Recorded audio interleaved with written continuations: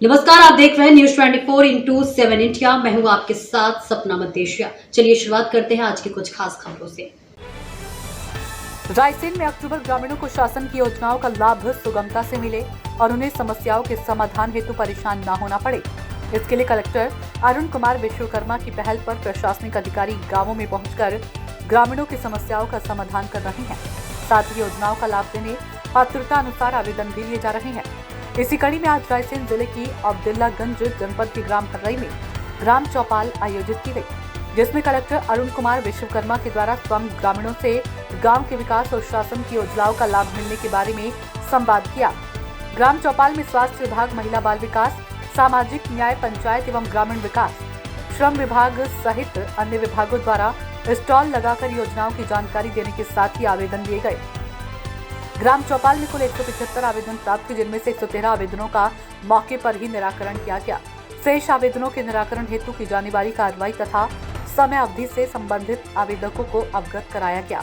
ग्राम चौपाल में 24 ग्रामीणों के आयुष्मान कार्ड बनाए गए, 7 ग्रामीणों को खाद्यान्न पात्रता पर्ची वितरित की गई, 41 ग्रामीणों के जाति प्रमाण पत्र बनाए गए तथा 30 ग्रामीणों के आधार कार्ड बनाए गए। ग्राम चौपाल में लगाए गए स्वास्थ्य शिविर में 105 ग्रामीणों का स्वास्थ्य परीक्षण भी किया गया। इसके अतिरिक्त अधिकारियों कर्मचारियों के 4 दल गठित किए गए थे, जिनमें द्वारा ग्राम में 138 से अधिक घरों का डोर टू डोर भ्रमण कर योजनाओं का लाभ मिलने की जानकारी ली गई और उनकी समस्याओं का समाधान भी किया। ग्राम चौपाल में कलेक्टर विश्वकर्मा ने ग्रामीणों से आत्मीय संवाद करते हुए कहा कि अगली पीढ़ी से बड़ा धन कुछ नहीं है, उन्हें नियमित रूप से स्कूल भेजना है और स्वयं उन पर ध्यान दे। उन्होंने कहा कि हो सकता है कि कुछ व्यक्ति पढ़े लिखे ना हो, पर बच्चों की पढ़ाई के समय पर ध्यान दिया जाना चाहिए। शासन द्वारा बच्चों की शिक्षा पर उन्हें आगे बढ़ाने के लिए अनेक योजनाएं और कार्यक्रम चलाए जा रहे हैं। उन्होंने युवा वर्ग से कहा कि अपने बड़े बुजुर्गों का सम्मान करें।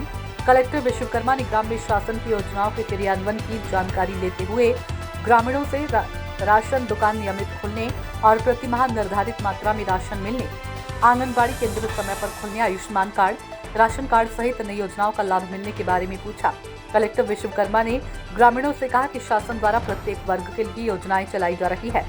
ग्रामीण इन योजनाओं की जानकारी प्राप्त करें और लाभ लेने के लिए स्वयं भी आगे आएं। ग्रामीणों को स्वयं का व्यवसाय शुरू करने का किया प्रेरित। कलेक्टर विश्वकर्मा ने ग्रामीणों से गांव में संचालित दुकानों, व्यवसायों की जानकारी देते हुए कहा कि गांव में स्वयं की आटा चक्की शुरू कर सकते हैं, किराना दुकान, जनरल स्टोर या अन्य सामग्री की दुकान भी शुरू कर सकते हैं। साथ ही पशुपालन करके भी अच्छी आमदनी प्राप्त की जा सकती है। आप जो बता रहे हैं बहुत अच्छा बता रहे हैं। एनआरएलएम की टीम से कौन आए हैं? हाँ, आप नोट कर लीजिए डिटेल। और दूध के उत्पादन को बढ़ाने के लिए दीदी को भी शामिल कर सकते हैं। और पशु आप अपने घर में ही रखेंगे? हाँ सर। पंचायत से भी कोई है? कितने पशु का प्लान करेंगे? सर 10 से 15 कर सकते हैं। तो फिर एक कैटल शेड के खेत में 18 से 20 कुंटल से ज़्यादा पैदावार। आप 15 साल पहले भी खेती हो रही थी गांव में, तब कितना हो रहा था? 12-14 होता, तब 12-14 था। और 20-25 साल पहले देखा है आप लोगों ने खेती? 25 साल पहले क्या कितना होता था?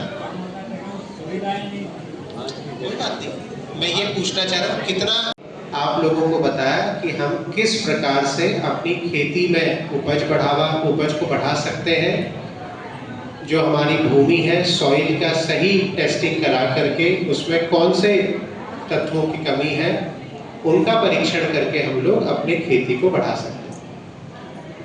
आप में से कई लोग बहुत सालों से खेती कर रहे हैं। आज हमारे खेतों में धान की पैदावार कितनी होती है? लगभग 1 एकड़ में। नमस्ते, मेरा नाम हर्षित राठौर है और मेरे गांव में ग्राम चौपाल लगा हुआ है, जिसमें मेरा मुफ्त